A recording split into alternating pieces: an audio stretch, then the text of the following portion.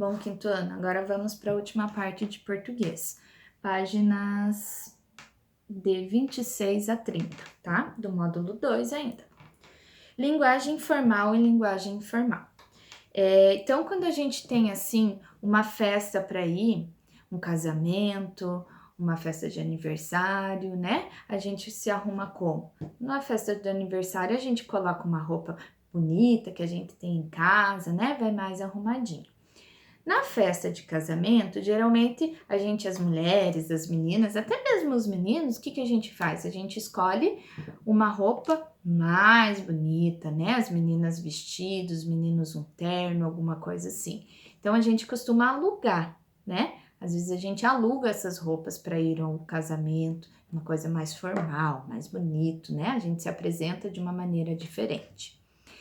E na linguagem, isso acontece da mesma maneira, né? Quando a gente conversa, vai escrever uma carta para um amigo, a gente a gente costuma usar os termos que a gente usa no dia a dia. E aí, beleza, abraços, beijos, né? E se a gente vai conversar, fazer uma carta, escrever um bilhete para uma pessoa que a gente não tem tanta intimidade assim, a gente usa um modo diferente, né? Por exemplo, atenciosamente, senhor, senhora, nós acabamos colocando esses termos. É isso que a gente vai ver agora.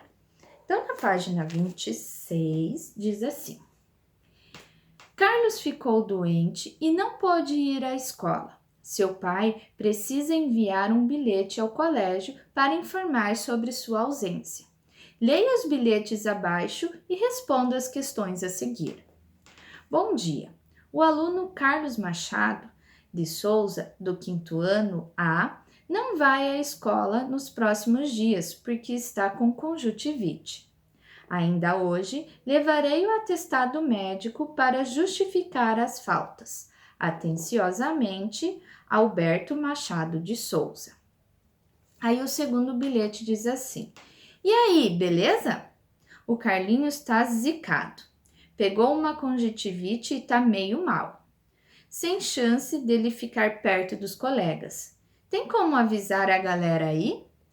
Quando puder, eu levo o atestado. Abração, Beto. Então vamos para a página 27 agora. Letra A.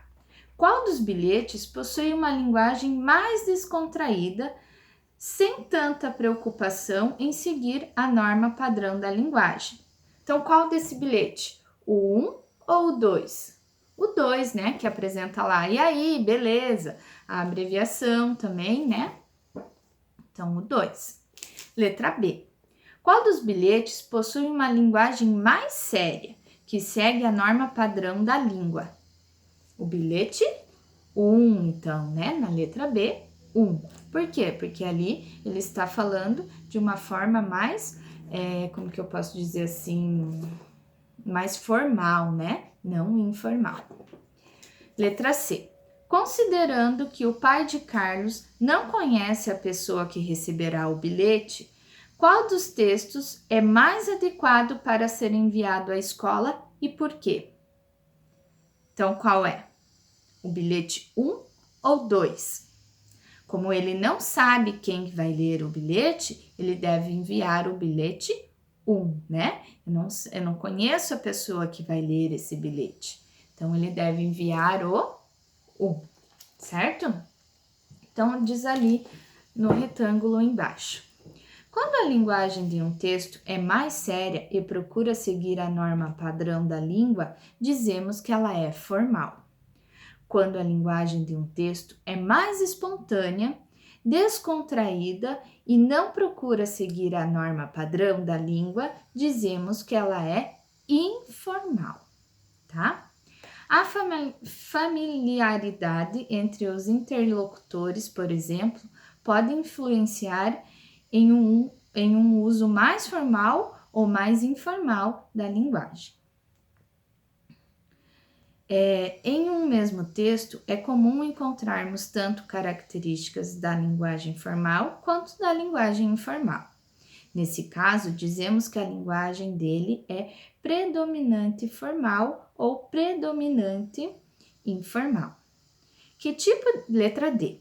Que tipo de linguagem predomina no bilhete 1 e no bilhete 2? Então, no bilhete 1, a linguagem formal e no bilhete 2, a linguagem informal. Letra E. O bilhete 2 poderia ser utilizado em alguma situação? Explique. Então, o que vocês acham? Ele poderia ser usado em alguma situação? Sim, ele poderia, né? Se fosse enviado uma pessoa conhecida, né? Um amigo ou alguém mais próximo. Então, página 27. Página 28 fala sobre as gírias. Você viu que no bilhete 2 da página 26 foram usados termos como zicado, sem chance e galera. Esses termos não são usados por qualquer pessoa. Eles são um exemplo de palavras que surgem em determinados grupos. Vamos entender como isso acontece?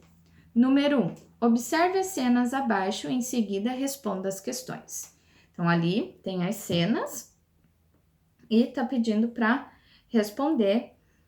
Vocês podem responder aí em casa com quem está em casa com vocês, né? E a A e a B.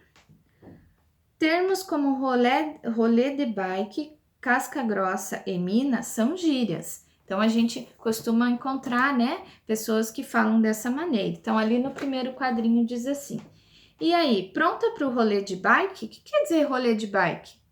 Quer dizer uma volta de bicicleta, né? Tem de ser casca grossa para surfar naquele pico. Então, tem que ser muito corajoso, né? Antigamente, os cantores eram supimpas. Hoje em dia, muitos são de Araque. Essa mina tem base. Olha lá, tá apavorando nas manobras. Então, essa é a página 28. Né? A gente costuma falar assim, galera, e aí, né? Beleza? São gírias usadas na nossa fala no dia a dia, com pessoas que a gente tem mais afinidade, mais conhecimento, né? Então, gírias são palavras ou expressões informais criadas por grupos de pessoas com características em comum, surfistas, skatistas, pescadores, etc.